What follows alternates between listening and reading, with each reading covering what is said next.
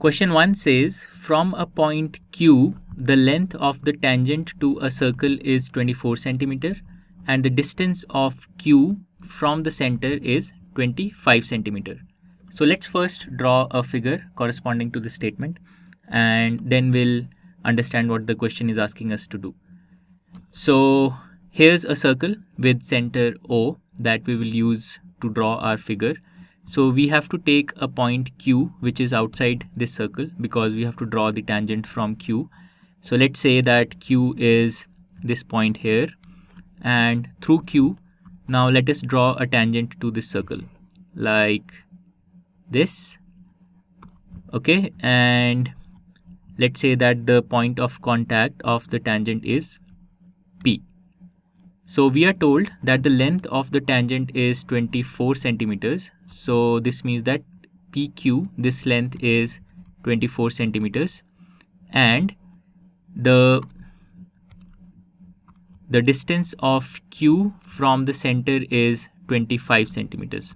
So if we join Q and O, so the length of this segment OQ, this is 25 centimeters. Okay, so we have to now find the radius of the circle. So the radius, if we join OP, OP will be the radius of the circle. So we have to find the length of OP.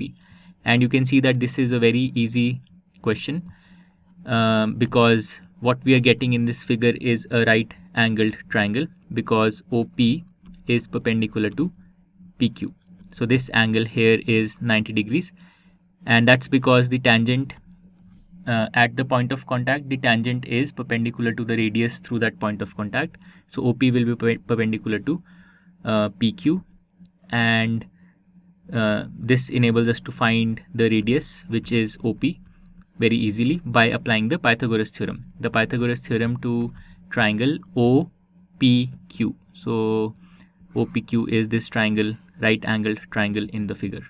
So let's apply the Pythagoras theorem and simply find the length of OP, and that will be our answer.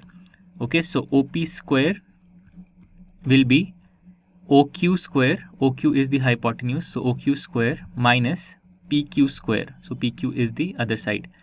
So OQ is 25, so 25 centimeters square minus PQ is 24 centimeters, so minus 24 centimeters square. This is what we get. 25 square is 625 and 24 square is 576. And then 625 minus 576 is 49. So we get 49 centimeters square. And now we just take the square roots. So we get OP equal to root of 49, which is 7.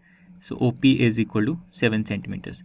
So the radius OP is 7 centimeter, which is the value given in option A. So option A is the correct answer for this question.